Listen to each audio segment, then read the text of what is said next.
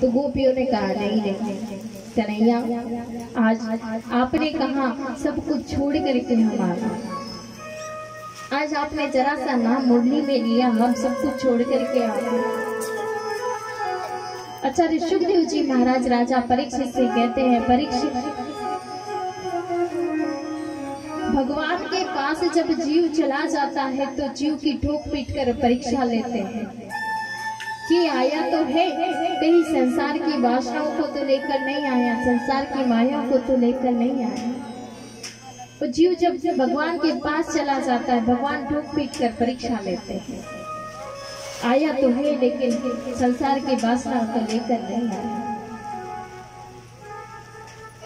आचार्य सुखदेव जी महाराज राजा परीक्षित से कहते हैं, आज गोपियां गई है, भगवान भी उनकी परीक्षा ले रही है। गोपियां कहती है, आज आपने कहा तो हम सब कुछ छोड़ करके आ गए, मुरली में नाम लिया, सब छोड़ दिया। आप कहोगे क्या छोड़ा? हमने पति छोड़ा, घर छोड़ा, परिवार छोड़ा, बच्चे छोड़े, सब कुछ छोड़ दिया और आज आपके पास आ गए। भगवान ने कहा पतिव्रता नारियों के लक्षण नहीं है। पतिव्रता नारी ऐसी नहीं होती है जो अपने घर को छोड़कर आ जाती है, परिवार को छोड़कर आ जाती है।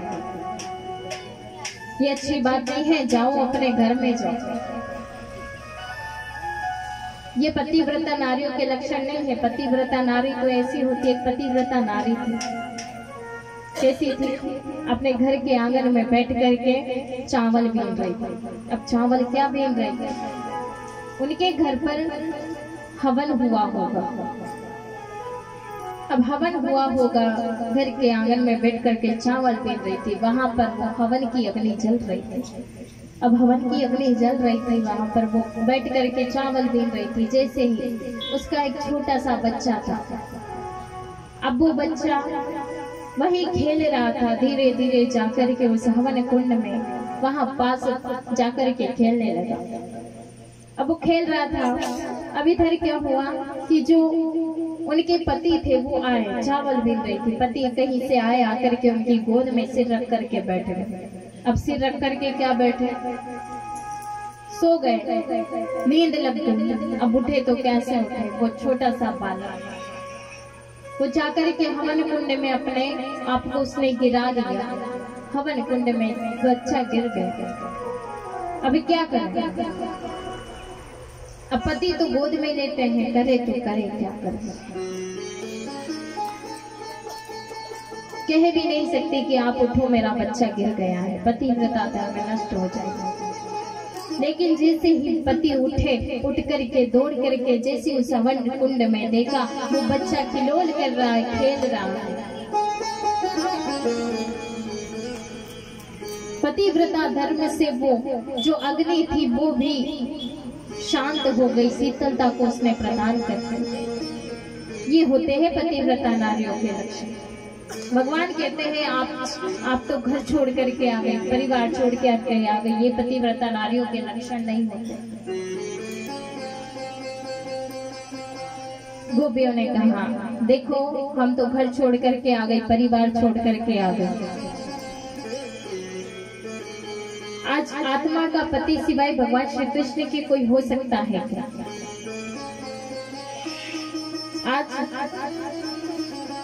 आप कहोगे कि हमने क्या छोड़ा? हमने पति छोड़ दिया, बच्चा छोड़ दिए, घर परिवार, सास ससुर सबको छोड़ करके आ गए। आत्मा का पति तो भगवान कृष्ण होता है।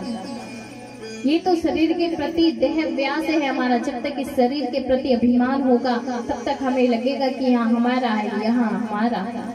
और जब आत्मा का संबंध भगवान श्री कृष्ण से जुड़ जाएगा तब हमें लगेगा कि नहीं नहीं, यहाँ संबंध तो केवल भगवान श्री कृष्ण से है और आत्मा का पति भगवान श्री कृष्ण के सिवाय कोई हो ही नहीं सकता।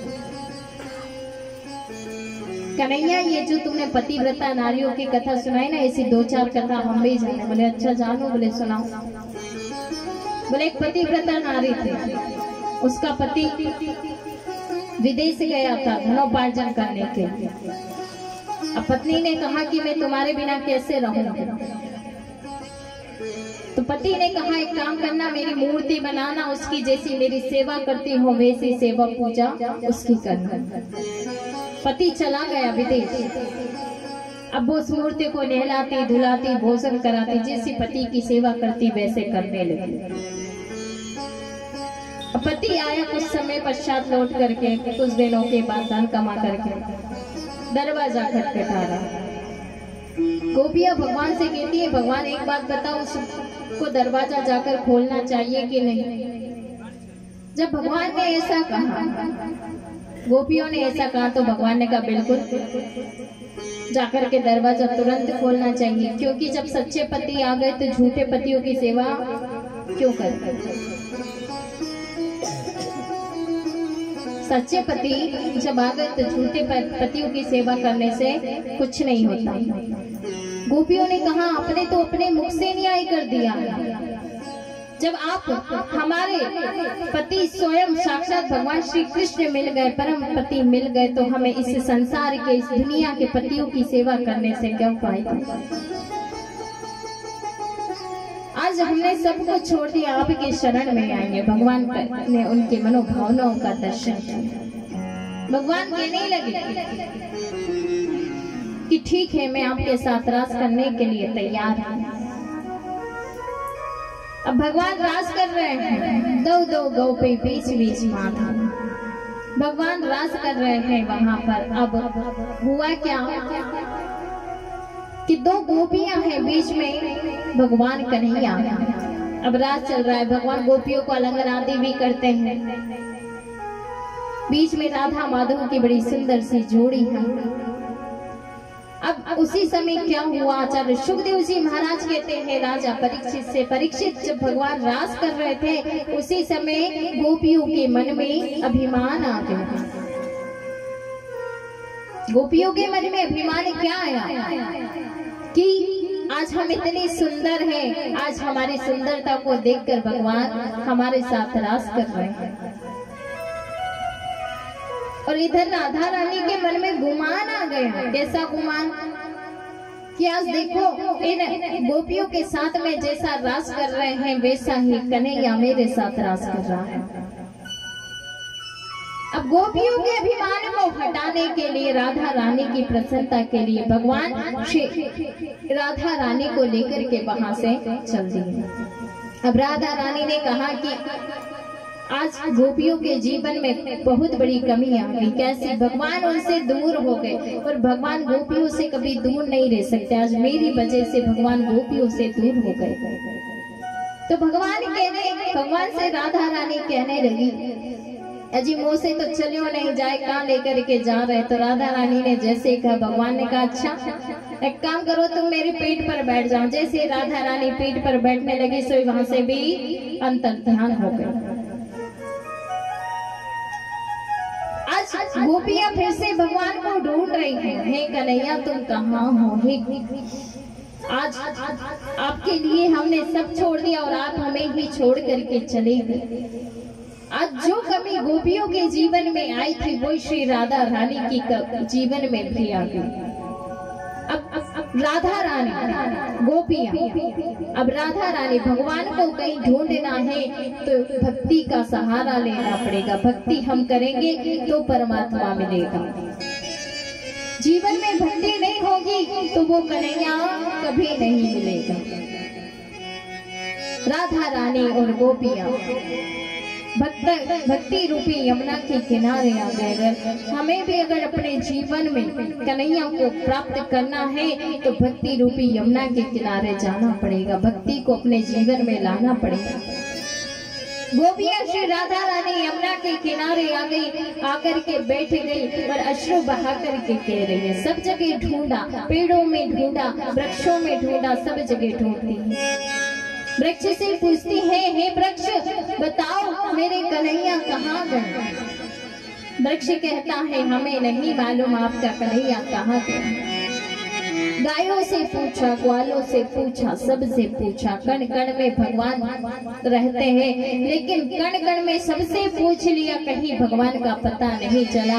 भक्ति रूपी यमुना के किनारे आकर के बैठे गए और वहाँ उन्होंने भगवान की याद में बड़ा सुंदर सा गीत गाया जिसे गोपी गीत कहते हैं। भगवान आचार्य सुखदेव जी महाराज राजा परीक्षित से कहते हैं, परीक्षित गोपियों ने जो सुंदर गोपी गीत गाया है, भागवत का बड़ा सुंदर सा गीत है।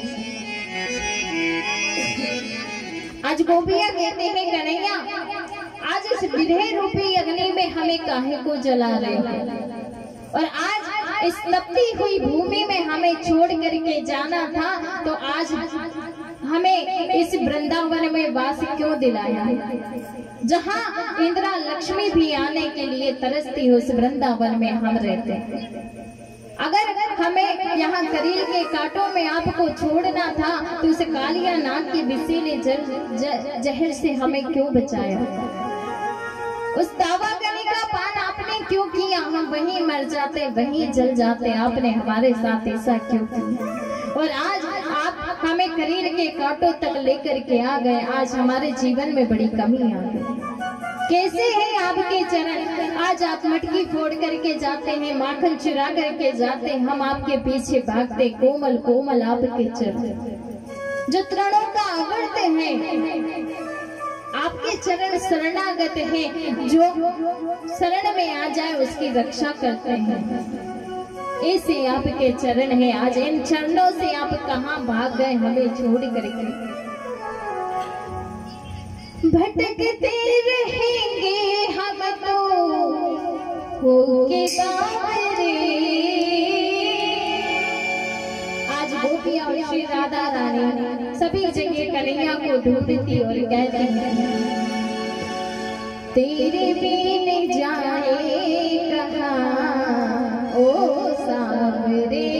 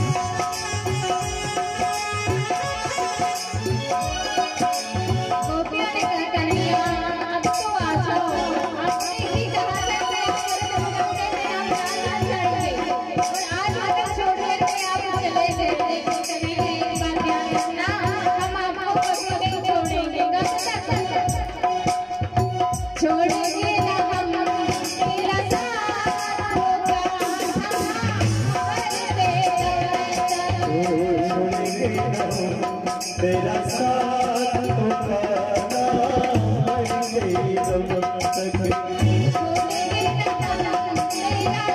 तेरा साथ होगा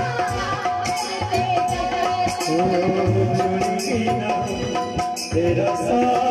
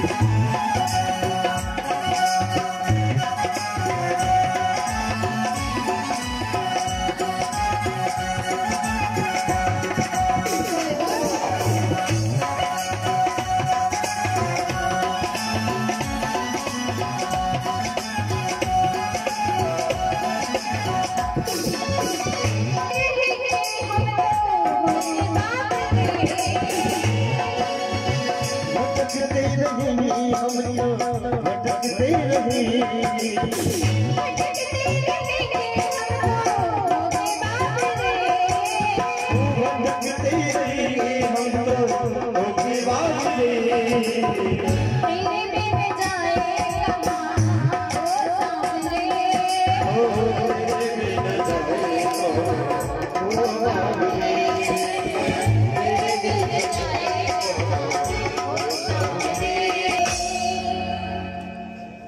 बोले वृंदावन बिहारी लाल की जय हो।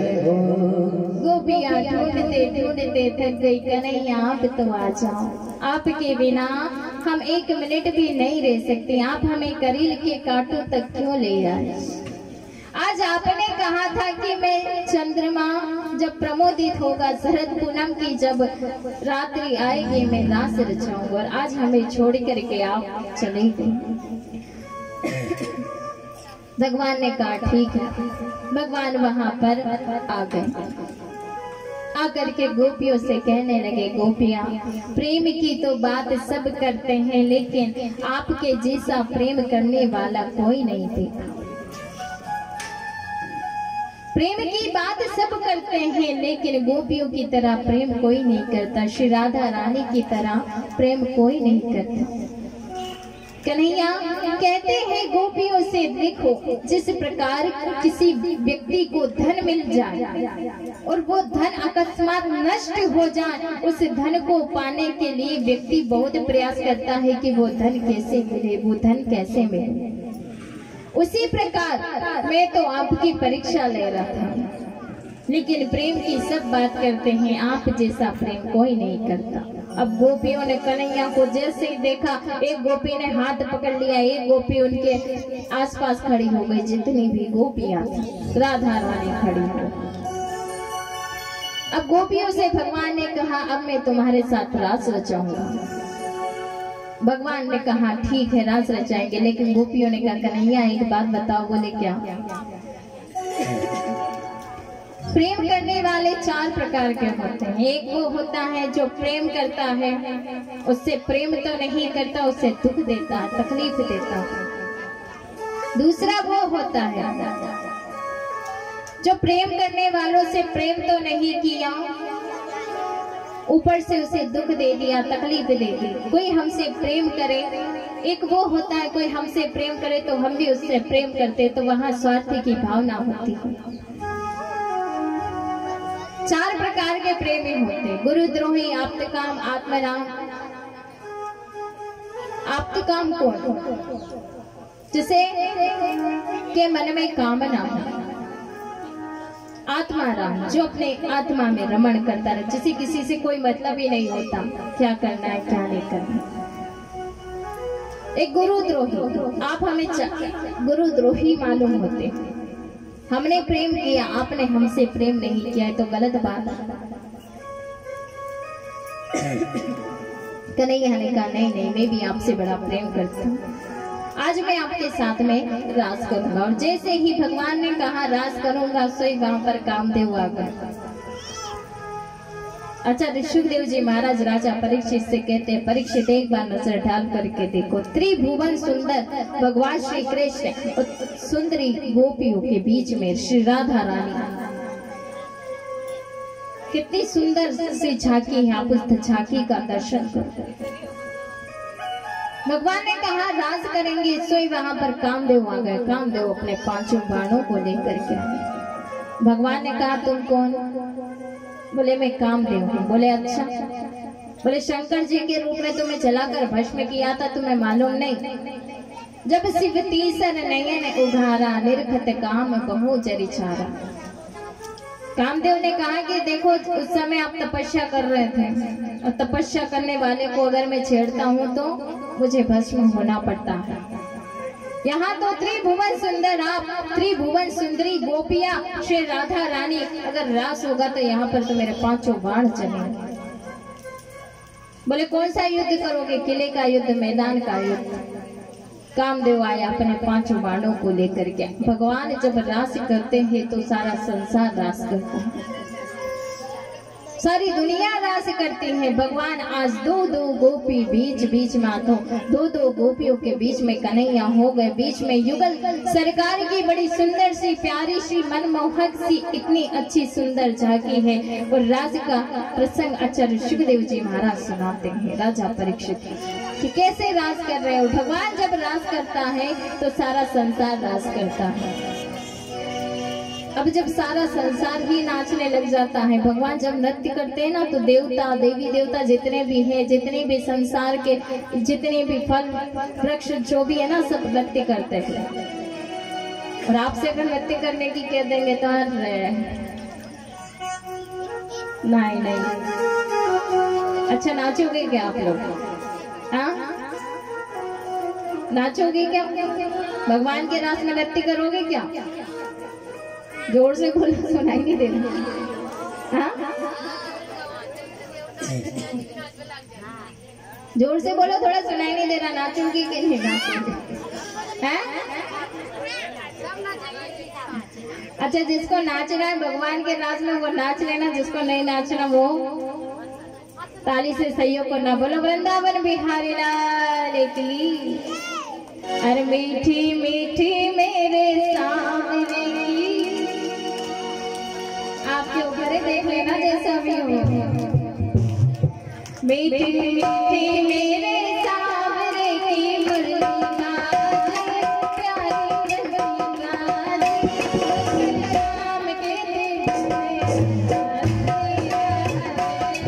Thank you.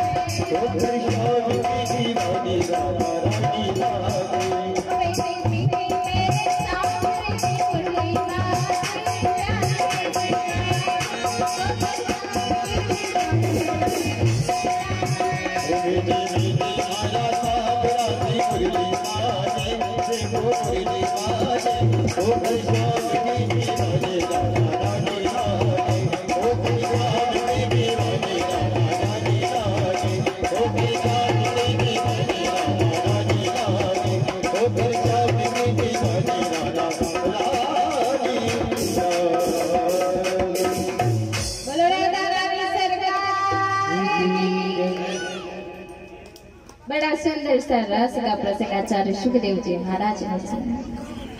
अब जैसे ही रास हुआ, अब रास तो हुआ लेकिन कामदेव वहां पर आ गया। कामदेव अपने 5 बाणों को लेकर के आया है। अब कामदेव जब 5 बाणों को लेकर के आया है, कामदेव ने अपने 5 बाण चलाए, लेकिन भगवान तो योगेश्वर है। योगेश्वर भगवान श्री कृष्ण है, उनको कोई जीत सकता है? इसलिए भगवान ने क्या किया, कामदेव को उठा करके ऊपर आकाश में लटका दिया। बोले कामदेव तुम्हारी जगह यहाँ नहीं है, बोले आकाश में लटक जाओ, मुझसे युद्ध करोगे। योगेश्वर भगवान श्री कृष्ण को जीतना चाहता था। आचार्य सुखदेव जी महाराज कहते हैं राजा परीक्षित से, परीक्षित भगवान ने आज जिन गोपियों के साथ में रास किया, जो रास चला वो 6 महीने तक रास चला। अब 6 महीने तक कोई गोपी अपने घर से बाहर रह सकती है क्या? ऐसा तो नहीं कि हम 6 महीने तक किसी के यहाँ पर रह सके, ऐसा नहीं होता। गोपियाँ 6 महीने तक ऐसे बाहर नहीं रह सकती। वो तो क्या है, गोपी जो है साक्षात वेद के मंत्र है, साक्षात ऋचाएं, वेद के साक्षात मंत्र गोपी है, और उनके साथ ही भगवान ने रास किया है। हम लोग भी कई बार प्रश्न उठा देते हैं कि भगवान का अवतार हुआ, अवतार लेकर के असंख्य गोपियों से रास करना, बोले ये तो बहुत गलत बात है। भगवान ने क्या किया, असंख्य सुंदरी गोपियों के साथ रास किया। वो भगवान है, और भगवान ने गोपियों के साथ में रास नहीं किया। वो तो गोपियां जो है वो साक्षात वेद के साक्षात मंत्र है। उपासना कांड के जो 16,000 मंत्र है वो गोपी बन करके आए, उनके साथ भगवान ने रास किए। और वेदों के मंत्रों के सिवाय भगवान के को कौन समझ सकता है, भगवान को कौन जान सकता है। भगवान ने रास किया है, बड़ी सुंदर से रास की लीला है। अभी तक नारद जी ने सोचा कि देखो भैया, भगवान तो रास करने में बिजी है, अपनी छोटी छोटी लीलाएं कर रहे हैं, सबको मनमोहित कर रहे हैं, लेकिन कंस कब मरेगा? अब नारद जी को तो आप सभी लोग जानते हैं।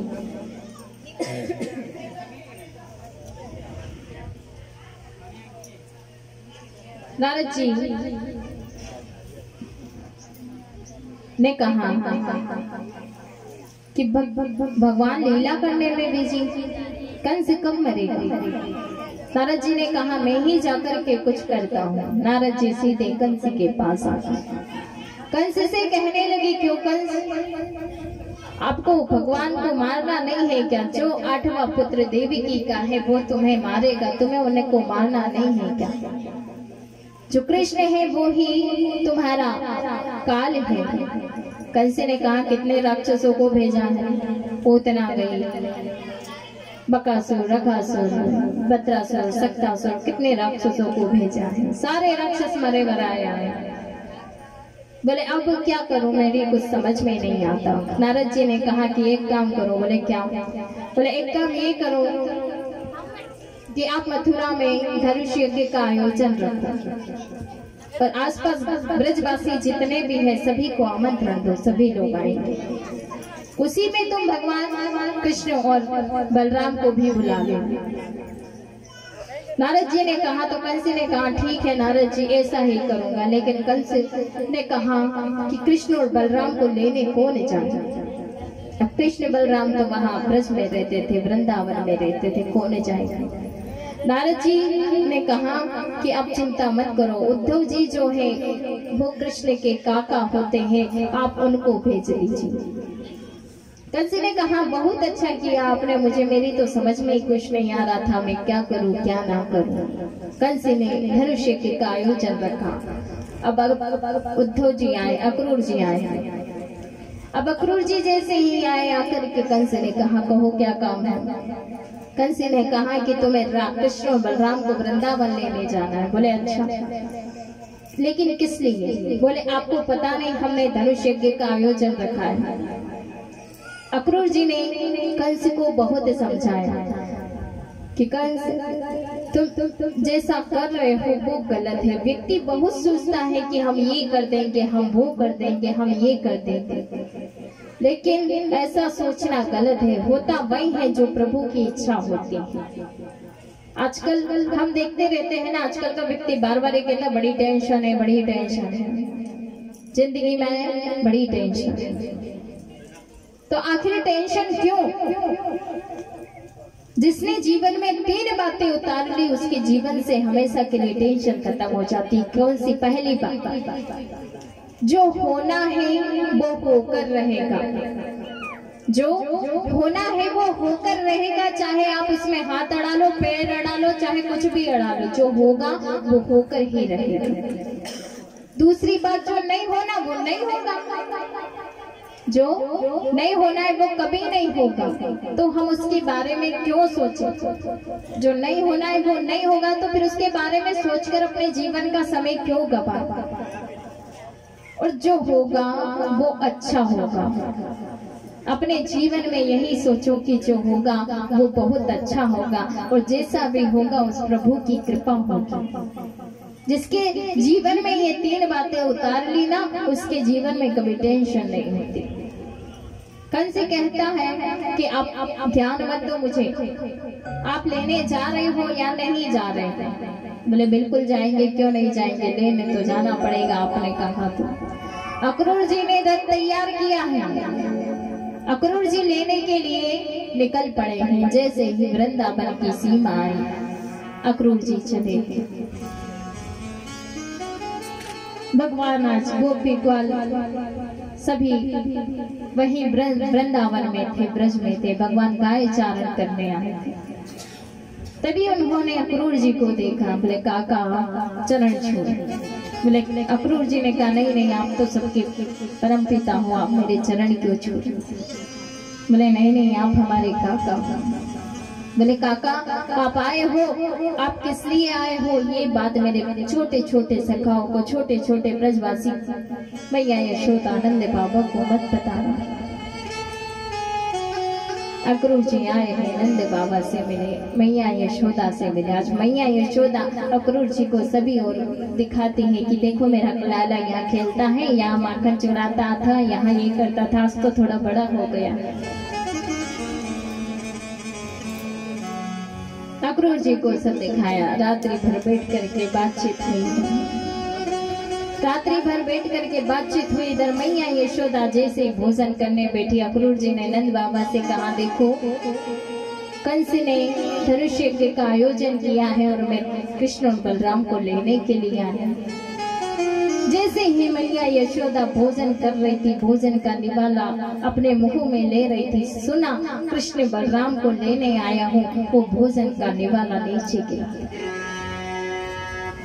आज मेरे प्राण बल्लभ, मेरे कन्हैया, मेरे लाला को लेने आ गए। दौड़ी दौड़ी अक्रूर जी के पास गए। अक्रूर जी तुम्हें जो चाहिए वो ले लेना, लेकिन मैं कृष्ण बलराम को नहीं भेजूंगी। कृष्ण बलराम भी जिद करने लगे, मैया तो हमको कबू ने कहीं भेजे, पहली बार आज आमंत्रण आयो है, वहां में भी ना भेजे। आज 14 वर्ष के भगवान हो गए।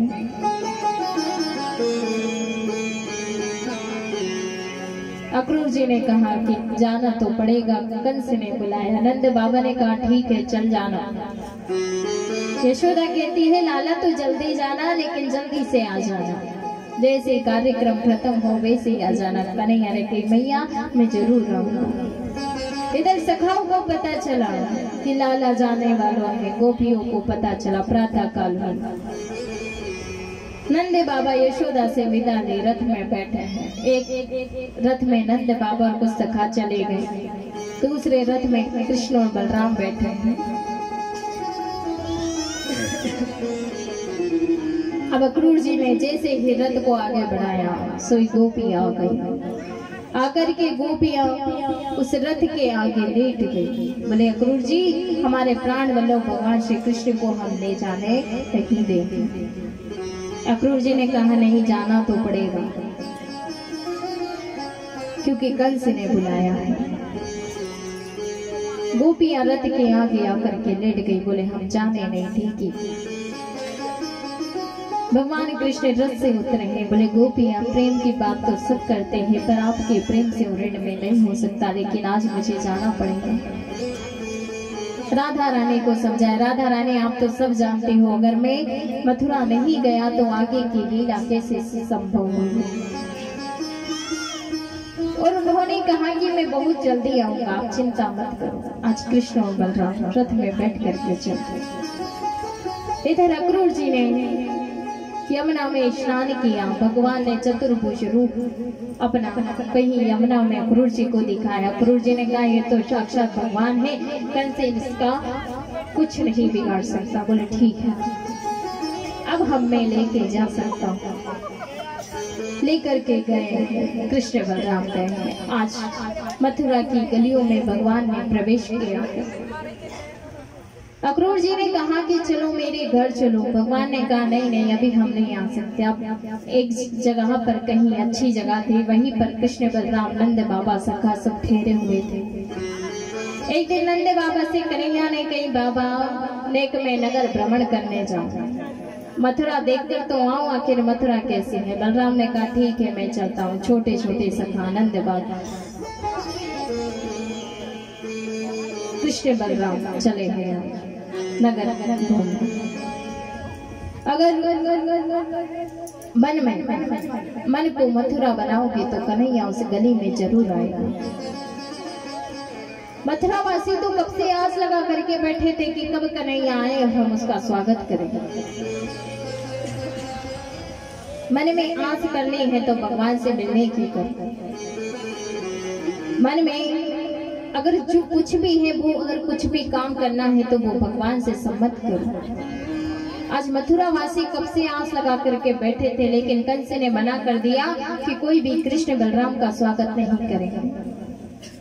मथुरा वासी ने कहा ठीक है, तू अपने घर के द्वार से हमें फूल नहीं बरसाने दे तो हम अपने घर के छतन पर चढ़ के जाके कृष्ण और बलराम का स्वागत कर देंगे। जैसे भगवान गली से निकले मथुरा की गलियों में,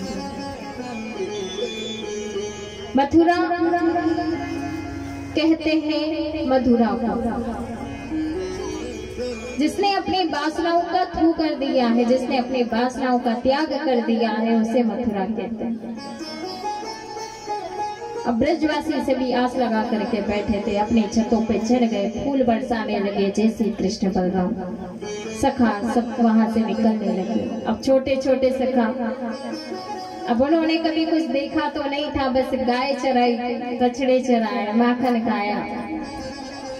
अब जब फूल बरसने लगे तो छोटे छोटे सखाओं ने कहा लाला बड़ी शर्म आ गई। बोले क्यों? बोले देख अपना कितना स्वागत हो रहे हो।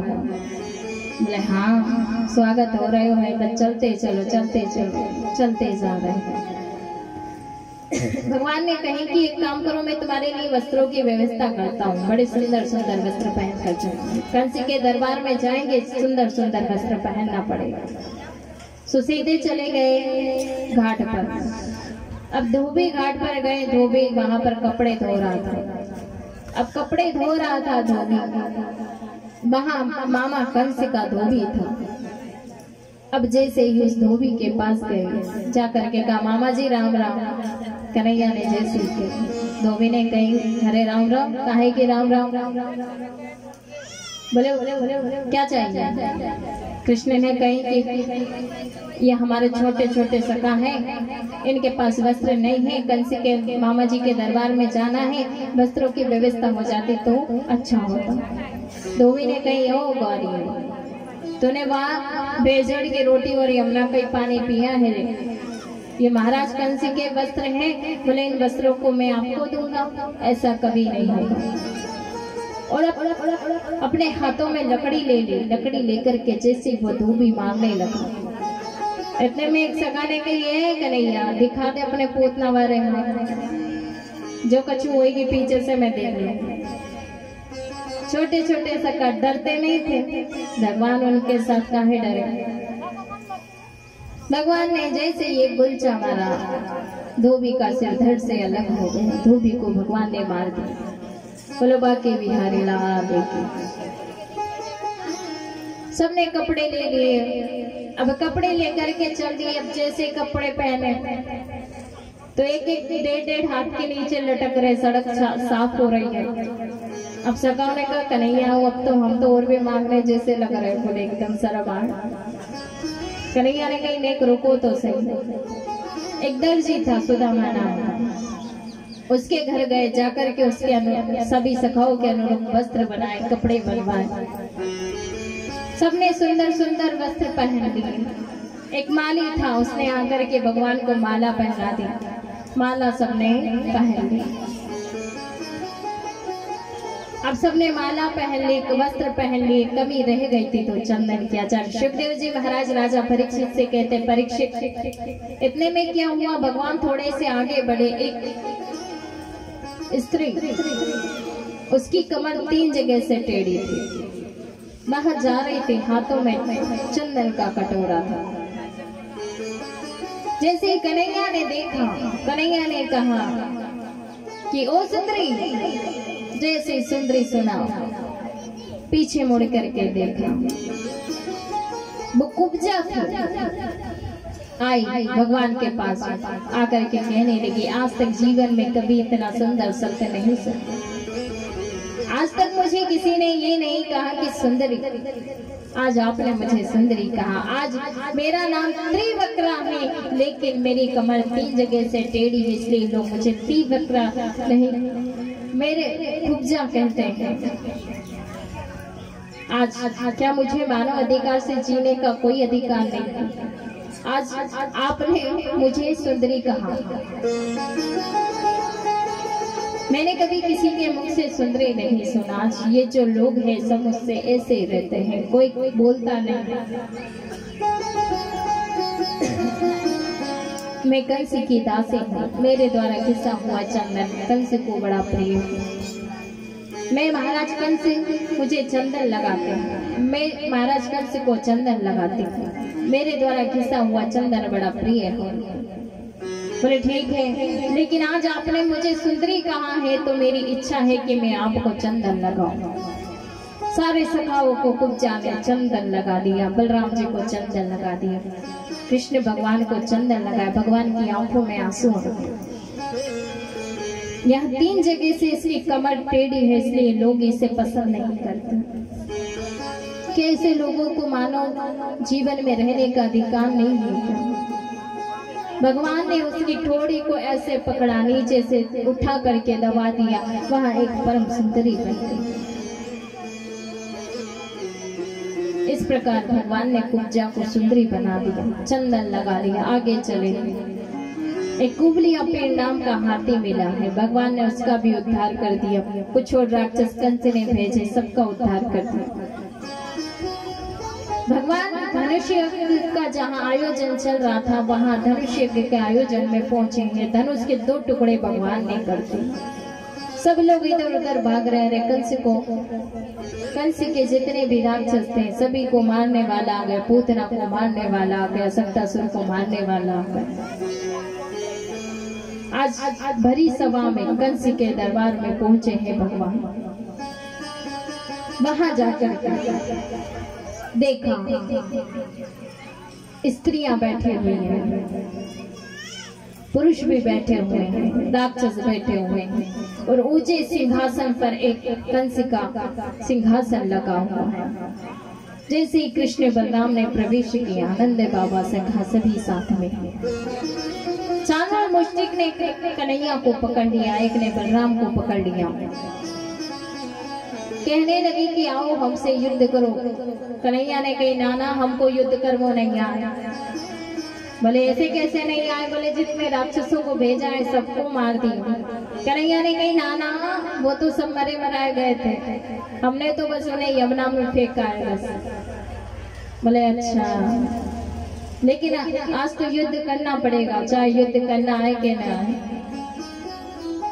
युद्ध छिड़ गया। भगवान कृष्ण ने चाणूर को 7 बार एक से आकाश में भ्रमण करवाया, तो चाणूर को नीचे जमीन पर पटक दिया। उसका उद्धार भगवान ने कर दिया। इधर बलराम ने मुष्टिक को पकड़ा, 4 बार आकाश में भ्रमण करवाया, नीचे जमीन पर पटक दी। चाणूर मुष्टिक दोनों का उद्धार भगवान ने कर दिया। और भी कई राक्षस आए, आकर के युद्ध करने लगे, सबको भगवान ने मार दिया। और आज कन्हैया कृष्ण कंस के ऊपर सिंहासन पर चढ़ गए। जाकर के वहां पर कंस के केश पकड़ लिए। कंस ने कहा कि कान्हा छोड़, कन्हैया छोड़। कन्हैया ने कहा मामा जी उस समय को याद कीजिए जिस समय आपने मेरी माँ देवकी के केस पकड़े। आज मैंने आपको आपके केस पकड़ लिए तो आपको दर्द होता है क्या? मेरी माँ को दर्द नहीं हुआ तो उस समय को याद कीजिए। राम जी ने अपने जीवन में कभी नहीं कहा कि मैं भगवान हूँ। कृष्ण कहते हैं कंस से, देख मामा कंस में भगवान हूँ, मेरी तरफ देखो। आज उस दिन को याद करो, क्योंकि जाके पग नहीं फटी विवाही सो का जाने पीर पराए, जिसको दर्द नहीं होता। आज आपके केश पकड़े हैं तो आपको दर्द हो रहा है तो मालूम चल रहा है। मेरी मैया को उस दिन दर्द नहीं हुआ था। भगवान ने कंस को वहीं से नीचे फेंक दिया और भगवान ने कंस को पकड़ करके ऐसे ऊपर आकाश में उठाया। 7 बार कंस को ऐसे आकाश में भ्रमण करवाया और वहीं ऊंचे सिंहासन से नीचे फेंक दिया। कंस का अवतार भगवान ने कर दिया। बोलो बाकी बिहारी लाल। आज जितने भी मथुरा वासी थे वो अपने जीवन में कभी नहीं हंसे, लेकिन आज हंसते हैं। कंस के 4 भाई और थे। चारों भाई आए, आकर के भगवान से लड़ने लगे। भगवान ने उन सबका उद्धार कर दिया। अपने नाना उग्रसेन को राजगद्दी पर अभिषिक्त कर दिया। इसके बाद अपने माता पिता देवकी और वसुदेव से जाकर के मिलने लगे। जाकर के उनकी बेड़ियां खोली है, कारागृह से मुक्त किया है। आज देवकी बड़ी प्रसन्न होती हैं। देवकी को जैसे ही प्रणाम किया, बोले मैया मैं आपका कृष्ण हूँ। आज कन्हैया ब्रज में 14 वर्ष 56 दिन रह कर के आए हैं। 55 दिन 56 दिन मथुरा में। लेकिन आज मैया यशोदा का प्रेम इतना कि आज 14 वर्ष 56 दिन के कन्हैया 16 वर्ष जैसे दिखते। जिस बच्चे का अच्छा लाड़ प्यार करते हैं अपने घर के लोग, वो बच्चा उसकी उम्र से भी ज्यादा अच्छा दिखता है। आज कन्हैया 16 वर्ष जैसे दिखते हैं। देवकी कहती है बड़ा प्रेम किया। आज मैया यशोदा बार बार कन्हैया को निहार रही है। आज कन्हैया को भगवान को निहार रही है। भगवान ने जितने भी राक्षस थे सबको मारा। मामा कंस का उद्धार कर दिया। भगवान के नाम के बिना बिगड़ी नहीं बन सकती। बिगड़ी को जीवन में बनाना है तो भगवान के नाम को गाना पड़ेगा। मेरे गिरधर तू ही सहारा है, मेरे गिरधर तू ही सहारा है, मेरी नैया तू किनारा।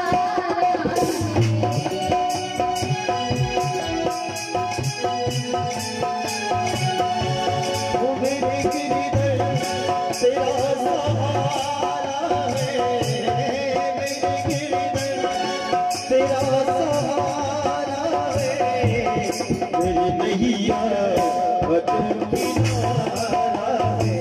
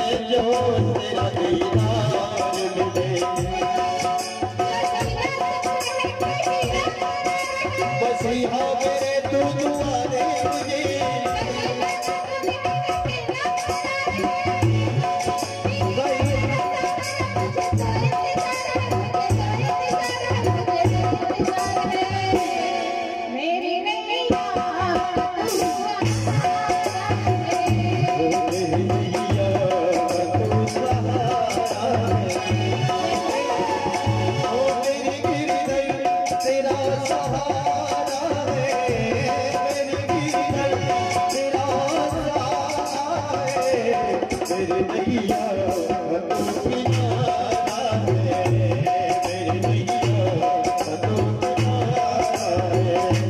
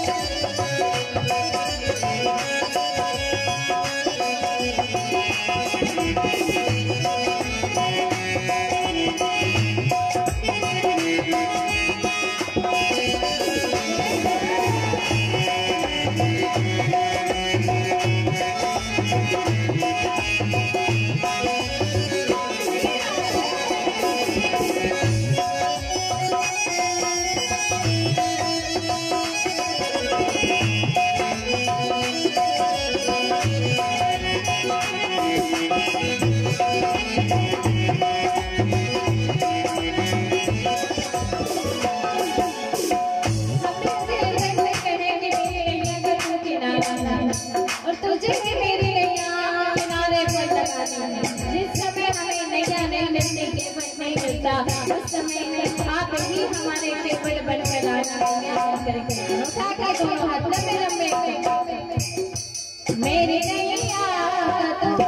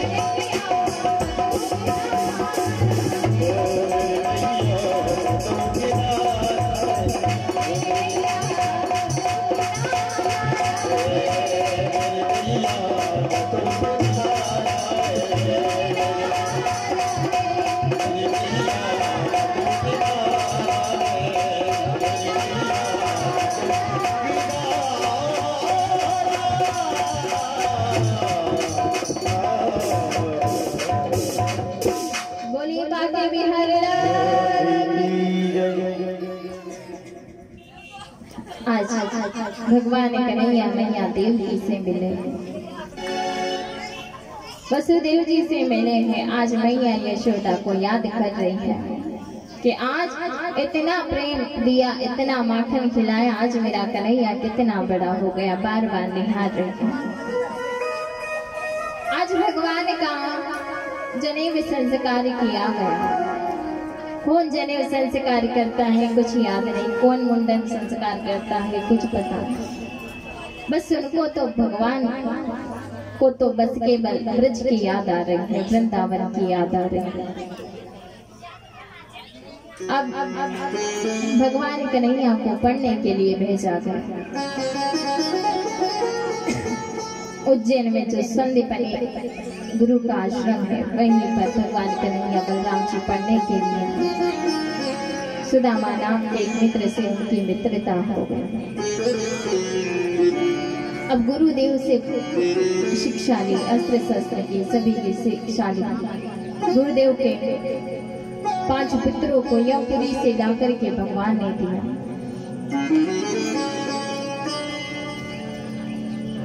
अब गुरुदेव के पुत्रों को ला करके दिया। इधर एक पांचजान नाम का राक्षस था, उसके पास गुलाबी रंग का एक शंख था। उस शंख को भगवान ने प्राप्त किया, उस पांचजान नाम के राक्षस को मार दिया। और उस पांचजान नाम का एक शंख था, वो गुलाबी रंग का, उसे प्राप्त किया। जब शिक्षा पूरी हुई, घर लौट करके आने लगे, सुदामा से कहा कि मेरी नगरी को आना, मथुरा में आप दिया। सुदामा ने कहा ठीक है, जरूर आऊंगा। अब भगवान कन्हैया बलराम आए हैं घर शिक्षा पूरी करके, लेकिन आज भी मैया यशोदा की याद आती है, गोपियों की याद आती है, सखाओं की याद आती है, श्री राधा रानी की याद आती है। आज मैया देवी ने अपने हाथों से भोजन बनाया है। मैया भोजन लेकर के गई है। कन्हैया उदास अपने महल में बैठे हुए, अपने कमरे में बैठे थे। मैया ने कहा लाला भोजन कर ले। कान्हा ने कहा नहीं नहीं मैया भोजन ना करिए।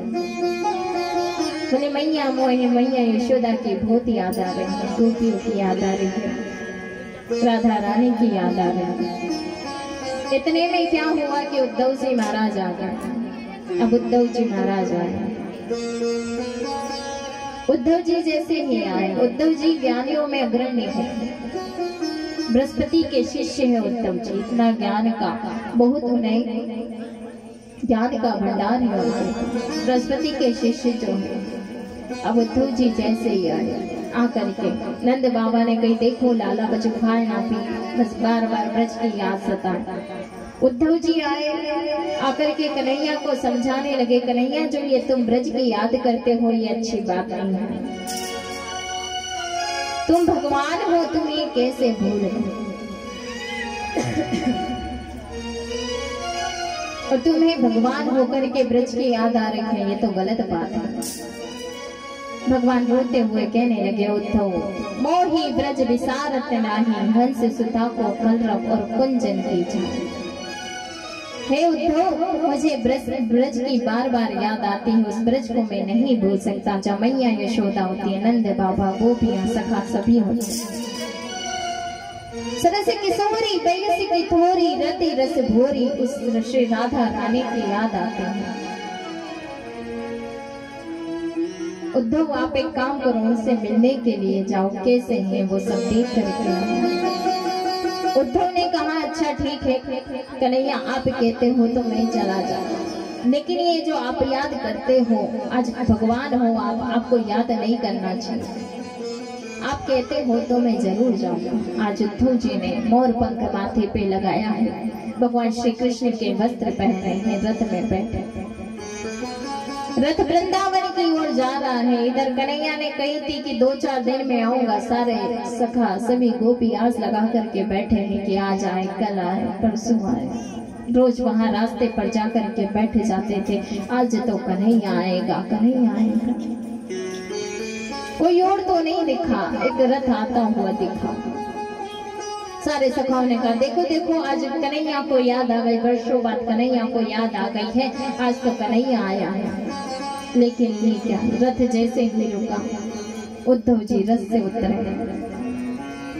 उद्धव जी ने कहा कि मैं कन्हैया का मित्र हूँ। सखाओं ने कहा वाह अरे कन्हैया, आज वर्षों बाद याद आई है तो मित्र को भेजा। सोया मैया